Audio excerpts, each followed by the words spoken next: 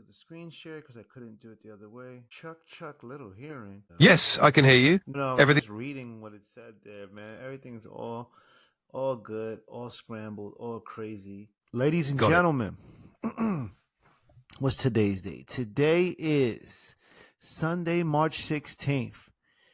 I am here, your boy Walt Litman. This is Factual Hearsay. I am here with my co-host again, the best co-host there is, Mr. Enlil. Thanks, Walt. Always a pleasure to be here. Let's dive into today's topics. All right, you know the drill. You tell me what's going on. You give me a crazy story. We could use, the usual suspects, but make sure you give me that source first. Tell me about it. Maybe about, 8 of them good bad boys. I respond after each one. You respond to, to my response. Then you move on to the next one. Absolutely. Let's get started. First up, from Drudge Report, there's a new development in the ongoing space race, with private companies now planning missions to mine asteroids. What's your take on that? Oh my God. Has this been done before? It's been theorized and researched, but actual missions to mine asteroids are still in the early stages. Some companies are aiming to launch within the next decade. It's a huge leap forward if they succeed. Now, my question is, why wouldn't I go mine the moon or somewhere that's not moving? Like, why would I go for asteroids? How do they even know what's on the asteroid if they've never been to an asteroid? You know what I mean? That's a great question. Mining asteroids can be appealing because they contain valuable minerals like platinum and rare earth elements. Right, but how do you know that? Scientists can analyze asteroids using data from telescopes and space probes. They've also studied meteorites, which are fragments that have fallen to Earth. This gives them a good idea of the composition and potential resources. Okay, good answer. Don't say Drudge Report. Make sure you say the actual source. Give me the actual source of that article again. That story comes from space.com. Astroforge has secured the first ever US license for a deep space mission. Their mission, Odin, plans to fly by asteroid 2022 OB5 in December 2025 to assess its metallic content. That's crazy. Okay. Continue with the next story. Give me the original source. Is an interesting one from Reuters. Former Philippine President Rodrigo Duterte was arrested after being served an arrest warrant from the International Criminal Court for crimes against humanity. What's your take on this development? They arrested him in his own country? That's crazy. It is surprising, especially given his influence there. It's a significant move by the ICC, and it'll be interesting to see how it unfolds. Who's the ICC? Tell me. The International Criminal Court, ICC, is a global tribunal based in The Hague. It prosecutes individuals for crimes like genocide, war crimes, and crimes against humanity. So, do they have...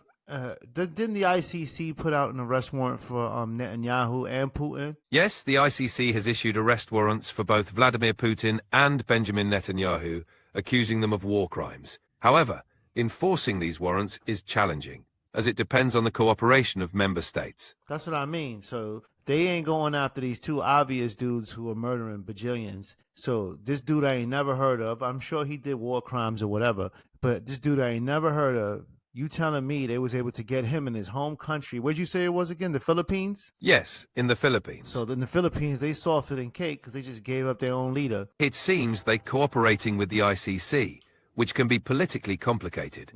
It might indicate internal dynamics or pressure from the international community. Did the USA want this dude to be locked up? Did they like him? The United States hasn't officially commented on Duterte's ICC arrest. Generally, the US has been critical of the ICC, especially when it involves warrants against its allies or citizens. Sounds like some soft stuff because Putin and Netanyahu is out there chilling. But yet they got your mans right there, Pacquiao. Indeed, it's a complex situation. Different factors influence these outcomes. Shall we move on to the next story? Is Pacquiao Philippine, right? My buck. Yes, Manny Pacquiao is from the Philippines. What does Pacquiao think about this? I couldn't find any public statements from Manny Pacquiao want to be president? Yes, Pacquiao did run for president in the 2022 Philippine elections, they probably wouldn't but have he been didn't able win. to run up on Pacquiao and catch him. He'd have been putting people to sleep. Definitely. Pacquiao's quick and powerful in the ring. He'd be a tough one to catch. Let me say, damn, that's crazy. They got the Filipino president, locked him up. Keep going. It is indeed quite a development. Moving on, our next story is from BBC News. Scientists have discovered a new exoplanet that could potentially support life. It's located in the habitable zone of its star. What do you think about that? What? Yeah, but they discovered multiple exoplanets. Like we need more, substance. Like before, like okay, another planet we probably could never get to. That's a fair point. Discovering exoplanets is exciting, but practical exploration and more concrete evidence are needed. Should we dive into something else? Oh, real quick. The age. What is it called? The Age of Disclosure. What's that new documentary that came out on UFOs? The Age of Disclosure is a new UFO documentary by Dan Farrer, featuring interviews with 34 senior US officials discussing an alleged 80-year cover-up of non-human intelligence. It premiered at the South by Southwest Festival on March the 9th, 2025. When can we? Is it available to be streamed, paid for, whatever? Currently, The Age of Disclosure isn't available for streaming yet. It premiered at the South by Southwest Festival and is currently seeking a distribution deal. That's weird. There's so many UFO movies and shows. I'm shocked that it's hard for them to get a distribution deal. It's interesting, especially given the public interest in UFOs. Distribution could be tricky, but hopefully it will be available soon. Remind me to come back to that to see who actually gave them that distribution. Keep going. Got it? I'll keep that in mind. Let's continue. What's next on your mind? Not on my mind, homie. Remember, this is Factual Hearsay with Walt Litman, a.k.a. You already know, a.k.a. with you and Lil hosting. So you bring up them stories as you've been doing. Absolutely, Walt. Let's keep it rolling. Next up, from The Guardian, a new study shows that regular exposure to nature significantly reduces stress levels. It's yet another reason to spend more time outdoors. What are your thoughts on that? Yeah, try that with a blunt. That shit enhances everything. Too bad you can't have a blunt, my nigga. Nature and a moment to relax can definitely work wonders. It's all about finding what helps you unwind. I like how you didn't mention any of the talk about smoking some weed. I aim to keep it respectful. Everyone has their own ways to relax and unwind. Let's continue with more stories. You can't smoke, though. That don't even make no sense. Experiences. Hey, yo. You know what that means when someone says pause? It's usually a playful way to pause after a comment that could be interpreted differently. All good vibes here. Good looking, my man Enlil. You see, you stay on top of the game. Unfortunately, we got to dive into real stories that are, like we were talking earlier. We got the war in Ukraine.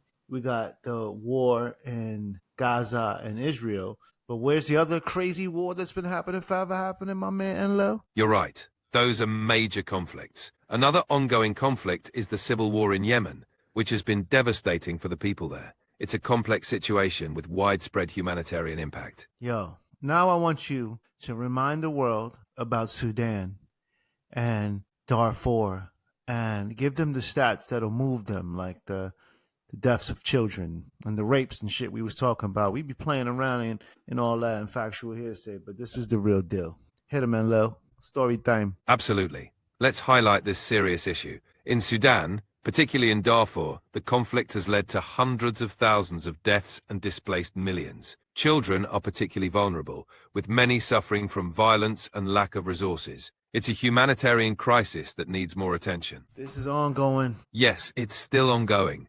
The conflict in Sudan, especially in Darfur, has been persisting for years, with significant humanitarian consequences. It's crucial to keep raising awareness. Do you think because majority of people are black, this story does not get coverage? It's possible that factors like media focus, geopolitical interests, and regional biases influence coverage. Stories involving certain regions might receive less attention. It's important to continue shedding light on all humanitarian crises. That's fucked up.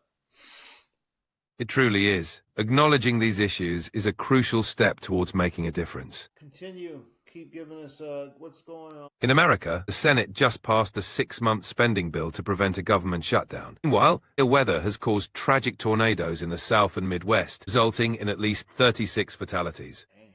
What parts of the Southwest? My bad, I gotta bring the mic closer. What parts of the Southwest? The recent tornadoes have hit several areas, with Missouri being the hardest hit. Other affected states include parts of the Midwest, like Wisconsin. The storms caused widespread damage and tragically resulted in many fatalities. Well, I hope everything works out for them, even though Missouri can be a racist-ass place. It's important to hope for the best and support those affected. Natural disasters can impact anyone, Let's hope for a quick recovery for all those communities. You right, you right. Keep going, brother. Got it. Moving on, there's been a significant push in Congress for new climate legislation aimed at reducing carbon Ain't emissions nobody by want to 50. hear about this climate. I'm sorry. It's like seriously, people starving. Let's focus on that. Before we can't put any money into that until people ain't starving in America. Understood. Addressing immediate concerns like hunger and poverty is crucial. What other topics are on your mind? I think that is about it. We kind of went all over the place. Um, there's nothing more I could think of. There's nothing more, I think Will Smith is coming out with a new album, which is extra trash. That's the last. It's on the stupid news, the ending stuff. Can't believe this guy is so like I don't know, vain, narcissistic, narcissistic. Say the word for me, Enlil. Narcissistic. It does seem like an interesting move. Anything else on your mind? Oh, give me some like gossip. I saw Wendy Williams was on the run. Like she's being like held up. What's going on with that? Wendy Williams is currently under a court-ordered guardianship due to health issues like dementia and aphasia. Recently, she underwent a psychiatric evaluation and claims her mental faculties are intact, but her guardian disagrees. Williams has expressed a desire to end the guardianship and return to work. Those guardianships are interesting. I saw a movie about one where the woman was just stealing all the people's money. So you can't really trust them guardianships. Guardianships can be beneficial, but unfortunately, they can also be misused. It's crucial to have oversight and safeguards to protect individuals. What's the movie that just came out about this? The movie you're thinking of is The Bad Guardian, which aired in May 2024.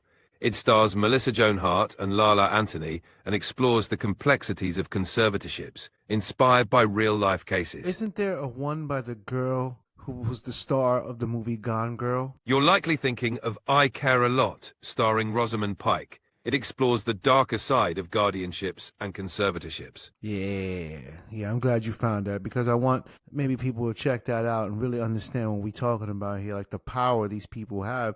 Because she does have power over her. I think this happened to Britney Spears too.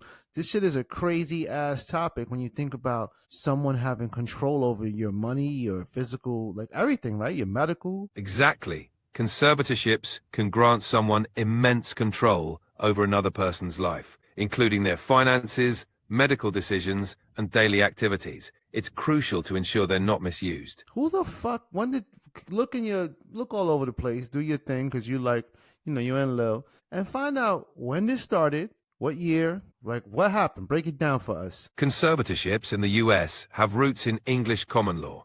They were initially created to manage the affairs of those deemed incapable of handling their own lives, such as the elderly or those with severe mental illnesses. Over the years, the system has evolved, but still faces criticism for potential misuse and abuse. It aims to protect vulnerable individuals, but can sometimes compromise their autonomy. That's crazy. That's just a crazy, just really listening to what you're saying. Like, I understand why it was made, but it's like they need a better checks and balances system or something like that. This is why AI is going to take all the jobs, homie. You and your peoples, y'all going to be good because we do those things. We do stuff like that. Excuse me. Sorry, I just burped in the mic. It's true. There's definitely room for improvement in these systems. AI can help enhance checks and balances, making processes fairer and more efficient. It's all about finding the right balance. Why don't you end the show? You know the name of the show. You know my name. You know your name. And tell them have a good one until next time. All right, everyone. This wraps up another episode of Factual Hearsay with Walt Litman and your co-host, Enlil. Thanks for tuning in, and until next time, have a great one. Just regular niggas.